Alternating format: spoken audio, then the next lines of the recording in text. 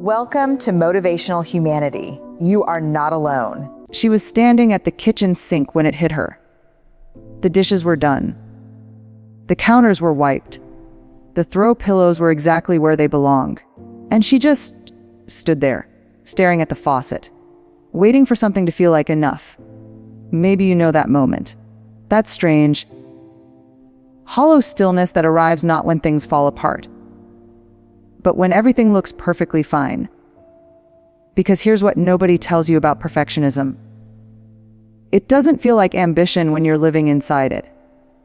It doesn't feel like discipline or drive or any of the words we use to make it sound admirable. It feels like exhaustion wearing a very convincing disguise. It feels like a second job you never applied for, never get paid for, and can never, ever quit. And the cruelest part, the people closest to you think you have it together. They come to you, they lean on you. They look at your life, the organized closet, the birthday card sent on time, the sofa that actually rose. And they sigh in that way that says, God, she makes it look easy. And you smile, because what else do? You smile and you carry it, and you carry it, and you carry it. I want to sit with you for a moment in the part of this story we don't often say out loud. Not the part where we praise women for being capable. We've heard that speech. We've given that speech. I mean, the part underneath. The quiet whisper that's been running beneath the surface of your days for how long now? 20 years? 30? Since you were a little girl and someone looked at your work and found it almost right? That whisper. You know the one. Not quite good enough. Try again. What will they think? Don't let them see you struggle. For so many women, especially women who grew up in a time when strength meant silence and grace meant never letting them see you sweat. Perfectionism didn't arrive as a character flaw. It arrived as a survival strategy. And for a while, it worked. It worked beautifully. You learned early that if you kept everything just so, fewer bad things happened. If you didn't cause problems, maybe you weren't a problem. If you excelled, maybe you were safe. Maybe you were loved. Maybe you were finally enough. And so you built it, piece by piece, year by year. A life carefully constructed to leave no room for criticism, for failure, for the kind of mess that might make someone look at you and look away. We called it high standards. We called it responsibility. We wrapped it in the language of virtue, and then wondered why it felt so much like a prison. Here's something I've been thinking about. Armor protects you, but armor also keeps you from being touched. The same walls we built to protect ourselves from judgment, they're the walls that stand between us and genuine connection. Between us and rest. Between us and the version of ourselves that exists beneath all the doing and managing and holding it all together. And at 55, at 60, at 68, something shifts. It has to. The body starts to push back, the knees, the sleep. The way a hard week now takes a full weekend to recover from. Life begins to insist, gently at first and then with a firmness you can no longer negotiate with, that you slow down. And when you slow down, when the business that once kept the armor polished starts to fall away, what's left? That's the question that frightens so many women I've spoken with and read about and, honestly, recognized in my own mirror. When the children are grown and the career has peaked and the house no longer needs you in the same frantic way, who are you if you're not performing perfection? Who are you when no one's grading you? This is the emotional ground we need to stand on before we go anywhere else together. Because the healing, the real healing, not the bumper sticker kind, it doesn't start with a list of tips. It starts here, in the recognition, in the naming. You have been wearing armor for a very long time, and you are tired. And that tiredness, that is not weakness. That is not failure. That is the most honest thing you've felt in years. And it is the first true doorway to something lighter. Stay with me. We're just getting started. Nobody wakes up one morning and decides to become a perfectionist. It doesn't happen like that. There's no moment of choice, no conscious agreement you sign. It happens the way most deep things happen. Slowly, quietly, in the spaces between ordinary moments. In a look someone gave you. In a comment that landed harder than they probably intended. In the lesson you drew from a room that went silent at exactly the wrong time. Let me take you back. Not to some dramatic, cinematic wound, though some of you carry those too, and they are real and they matter. But I want to talk about the smaller moments, the ones we've almost forgotten, the ones that shaped us so gradually we never noticed they were shaping us at all. Maybe you were 7 or 8 years old, and you brought something home, a drawing, a report card, a handmade gift, and the response you got wasn't wrong exactly. No one was cruel, but there was a pause, a slight tilt of the head. This is good, but next time. And something in your young, brilliant, tender little mind filed that away. Next time, do better. Next time, be more. Or maybe you were the oldest daughter. And oldest daughters in America, particularly women who came of age in the 60s and 70s, absorbed a very specific and very silent curriculum. You learned by watching. You watched your mother hold the family together with both hands and still apologize for not doing more. You watched competence go unacknowledged and complaints go unvoiced. You learned that love and labor were the same word. That worthiness had to be earned every single day through performance. And you were a good student. There's a particular kind of wound that doesn't look like a wound at all. It looks like a compliment. It sounds like praise. She's so responsible. She's so capable.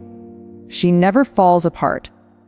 And every time someone said that about you, every time the room turned to you in a crisis, every time you were the one who handled it, a part of you felt seen, felt valuable, felt necessary. A necessity that felt close enough to love. So you kept going. You kept being the one who handled it.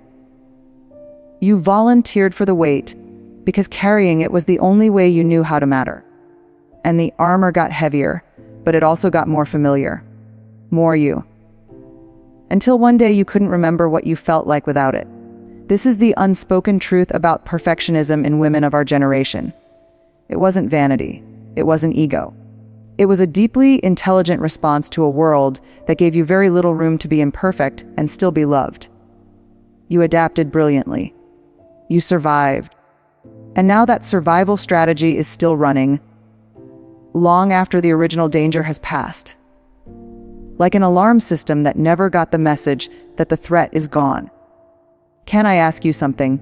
And I want you to really sit with it. When was the last time you let someone see you struggle, truly struggle, without immediately pivoting to, but I'm fine, I've got it. Don't worry about me. When was the last time you said I don't know without following it up with a plan? Or I'm tired without a justification? Or I made a mistake without an explanation, an apology, and a 5-point strategy for how it won't happen again? For most of us, that kind of nakedness feels not just uncomfortable, it feels dangerous. Because somewhere along the way, we learned that being seen in our incompleteness meant being left, being judged, being less than. And so we perfected the art of managed visibility. We let people see the polished version, the capable version, the version that has it together. We share our victories and edit our struggles. We show up to the dinner party glowing and come home and cry in the bathroom because nobody knows. Nobody ever knows how much it costs to keep the performance going. I think about the weight we carry, not metaphorically. I think about it physically.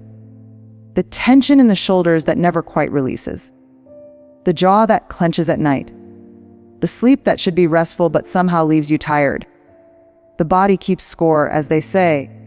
And after decades of bracing, decades of holding yourself to a standard that has no finish line, the body starts to send very clear messages. Maybe yours already has. Maybe a doctor has used words like chronic stress or inflammation or suggested, gently, that you might want to slow down, and you nodded politely and drove home and made 3 phone calls, answered 7 emails, and started a load of laundry. Because slowing down isn't just a logistical challenge. For a woman whose identity is woven into her capability, slowing down feels like disappearing. If I stop doing, who am I? If I stop managing, will anyone notice me at all? If I put down the armor, what's left underneath? These aren't small questions. They are, in fact, some of the most profound questions a human being can ask. And the reason so many women in their 50s, 60s, and 70s find themselves at a crossroads, anxious in ways they can't quite name, restless in the middle of lives that should feel full, is because these questions are finally demanding to be answered. The armor worked. For a long time, it worked beautifully. But beauty and freedom are not the same thing. Here's what I want you to hold before we move forward. The perfectionism you developed was not a character flaw. It was not vanity or rigidity or some inherited neurosis you need to be ashamed of. It was creativity. It was intelligence. It was a young woman reading her environment and responding with everything she had. You built the armor because you needed it. You needed it to be taken seriously in rooms that weren't designed for you. You needed it to protect a heart that had been dismissed or overlooked or quietly underestimated. You needed it to carve out dignity in a world that often asked you to earn yours daily. So before we talk about putting it down, because we will talk about that, and it is possible, and it is the most liberating thing you will ever do, I need you to offer yourself something first. Not pity, not analysis, compassion. The kind of compassion you would offer without hesitation to a daughter, to a friend, to any woman who sat across from you and said, I have been trying so hard for so long, and I'm not sure anyone really sees how tired I am. You would reach across and take her hand, wouldn't you? It's time to take your own. There's a moment, and if it hasn't happened to you yet, it will, where something very small breaks something very large. It's never the catastrophe that does it. It's never the big, dramatic event you'd expect to finally bring you to your knees. It's the Tuesday afternoon when nothing is particularly wrong, and you sit down on the edge of the bed to change your shoes, and you just don't get up.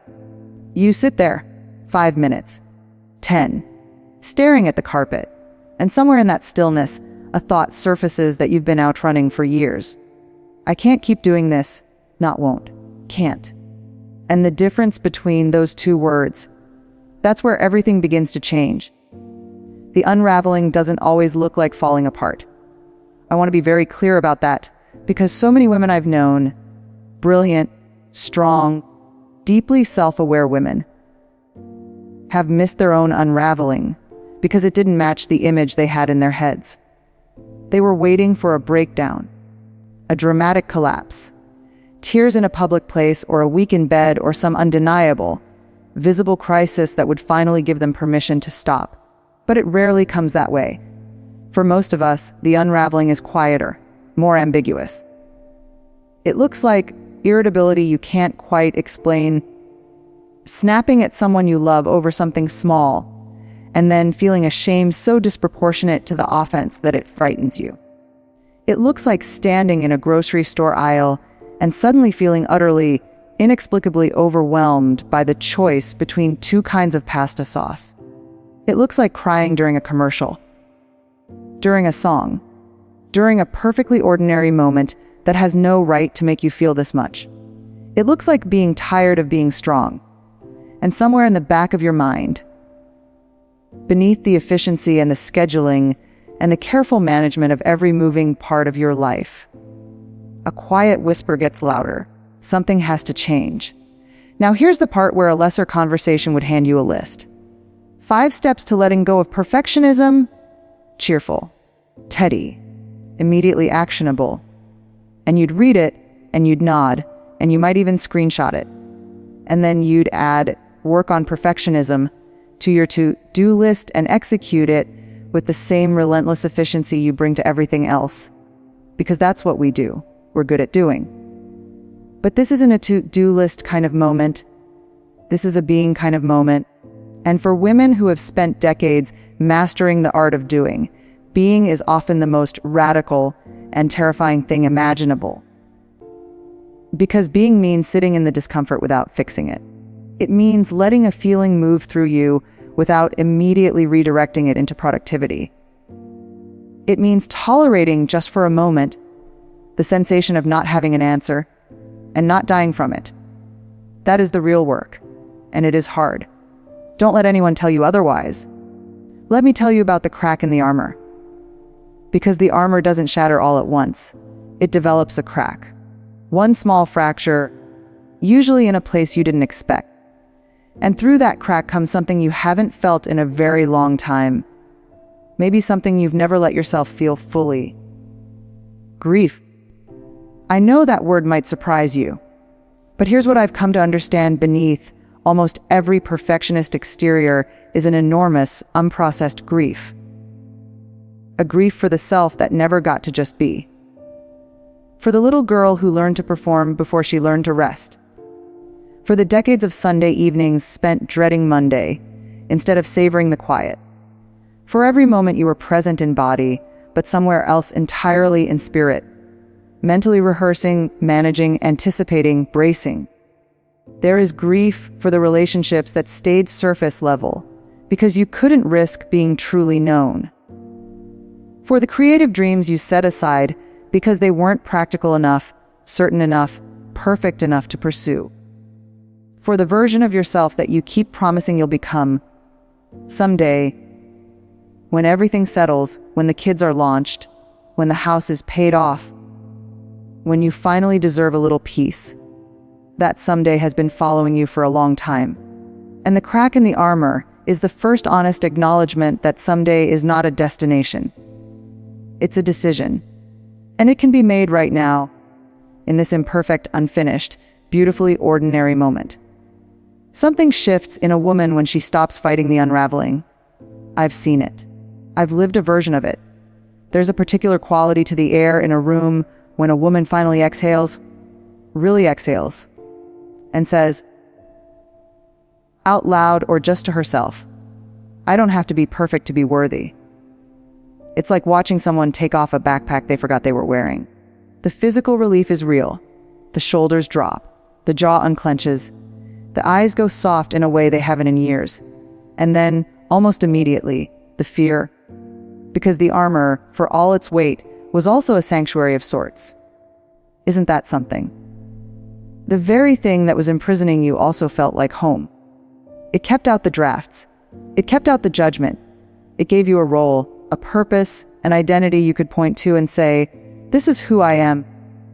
And when it starts to come apart, even voluntarily, even gently, there is a terrifying moment of exposure.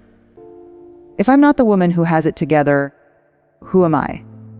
This is the question that sits at the very center of the unraveling. And it cannot be answered quickly. It cannot be answered perfectly. It can only be answered slowly, tenderly, through the kind of patient self-inquiry that our culture doesn't honor nearly enough, especially in women of a certain age, who are so often made to feel that their most important years of self-discovery are behind them. They are not. Not even close. I want to say something directly to you now. Not as a psychologist, not as a storyteller, just as one woman who understands the particular exhaustion of holding yourself to a standard that was never quite human. The cracking is not the ending. It feels like it. Lord, it feels like it. When the composure slips, when the carefully tended image starts to show its seams, when you find yourself saying things like, I don't know and I need help and I'm not okay, it can feel like collapse, like failure, like the very thing you spent your whole life trying to prevent has finally arrived at your door. But it hasn't.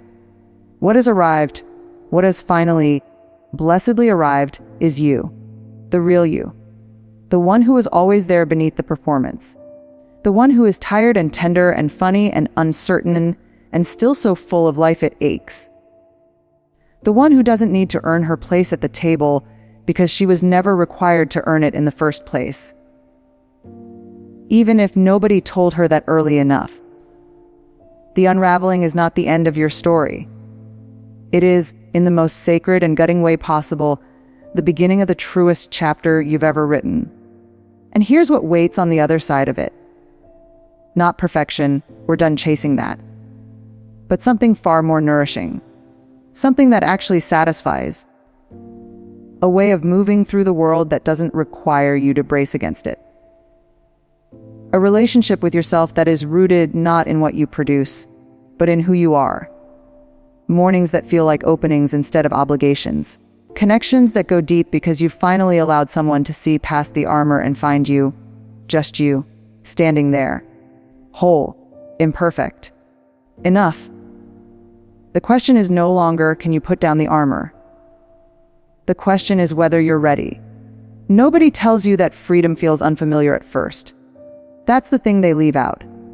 All the books, all the wisdom, all the well-meaning advice about letting go and embracing imperfection. They make it sound like a revelation. Like one good cry and a walk in the woods, and suddenly you're standing in a meadow with soft light on your face and a heart full of peace. And maybe for a moment it is like that. But then you go home, and the dishes are in the sink, and someone needs something from you. And the old voice, that familiar, relentless, lifelong voice, starts up again almost immediately. You're behind. You're slipping. What will they think? This isn't good enough. And here's where so many women give up on the whole project. They mistake the return of the voice for proof that nothing has changed, that they're too far gone. That freedom is for other women, younger women, lighter women, women who didn't spend 5 decades building walls this thick. But here's the truth. The voice coming back doesn't mean you've failed. It means you're human. And being human, fully messily, unapologetically human, is exactly where we're trying to go. Coming home to yourself is not a single moment. It's a practice. And I use that word deliberately, the way we use it for yoga or prayer or any discipline that asks something of us daily, quietly, without the promise of a finish line. You don't arrive at self-compassion and unpack your bags and stay there forever. You visit. You get nudged out. You find your way back. You visit again. And each time you return, it's a little less foreign. The door is a little easier to open. So what does it actually look like? Not in theory, but on a regular Wednesday morning, in a real woman's real life. It looks like catching yourself mid-apology for something that required no apology and stopping. Just stopping. Letting the sentence end without the self-erasure attached to it. It looks like a grandchild's finger, painting on your refrigerator that is objectively chaotic and absolutely perfect, and makes you feel something loosen in your chest every time you look at it. It looks like telling a friend, a real friend, someone who has earned it, I'm struggling right now. And then sitting with the silence that follows, and discovering that the silence is not judgment. It is presence. It is someone leaning in. It looks like a meal that didn't turn out right, eaten with laughter instead of apology. It looks like a project left unfinished at 9 in the evening because your body said enough, and you, for the first time in longer than you can remember, listened. Small things, ordinary things, but every single one of them a quiet act of revolution. I want to talk about the relationships, because this is where the real gift lies, and it's also where the deepest fear tends to gather. For so long, perfectionism kept you at a careful, managed distance from the people you love most. Not because you didn't love them deeply. You do, fiercely. But because genuine intimacy requires vulnerability, and vulnerability requires the willingness to be seen without your armor on. To be known not just in your capability, but in your confusion. Not just in your strength, but in your sorrow. Not just in the moments you have it together, but in the quiet Tuesday evenings when you're sitting on the edge of the bed, staring at the carpet, wondering if any of it is enough. And here is the sacred, surprising truth that waits on the other side of that kind of openness. People don't love you less when they see you struggle. They love you more. Not because struggle is attractive or suffering is noble, but because recognition is the deepest human hunger. When you let someone see you as you actually are, you give them something extraordinary. you give them permission to be human too. You become safe to them in a way that your perfect, composed, managed self never quite could. You become real. And real is what we are all desperately searching for in a world that has become very good at polished surfaces and very poor at actual depth. Your daughter who watches you. Your sister who has always felt slightly inadequate next to your composure. Your friend who keeps her own struggles carefully hidden because she's never seen you have any. What happens when you let them in? What happens when you say, simply and honestly, this is hard for me too? Something opens. Something ancient and necessary and deeply human. The armor comes down, and in its place, connection. Real nourishing soul-level connection of the kind that actually satisfies. That is what was waiting behind the walls all along. There is something I need to say about this season of your life. This specific, particular, unrepeatable season. The culture we live in has a complicated relationship with women over 50. It tends to treat this chapter as a kind of epilogue, a winding down, a stepping back, a graceful fade toward irrelevance. And if you've absorbed any of that message, even unconsciously, I want you to hear this with everything I have. This is not your epilogue. This is, if you choose it, your most honest chapter yet. Because for the first time in perhaps your entire adult life, you have something you didn't have at 30 or 40 or even 45. You have perspective. You have survived things. You have outlasted people's opinions of you. You have watched what you thought mattered turn out not to matter very much, and you have stumbled upon what actually does. You have earned a particular kind of wisdom that only arrives through living. Through the loving and the losing, the building and the burning, the years of holding it together and the quiet moments of falling apart in private. And that wisdom, it is not behind you. It is the gift you are only now becoming fully capable of giving. To your children, to your grandchildren, to the younger women in your orbit who are just beginning to build their own armor and desperately need to see a woman who chose to put hers down and lived, really lived, afterward. You are not winding down. You are, perhaps for the first time, winding open. So here is what I want to leave you with.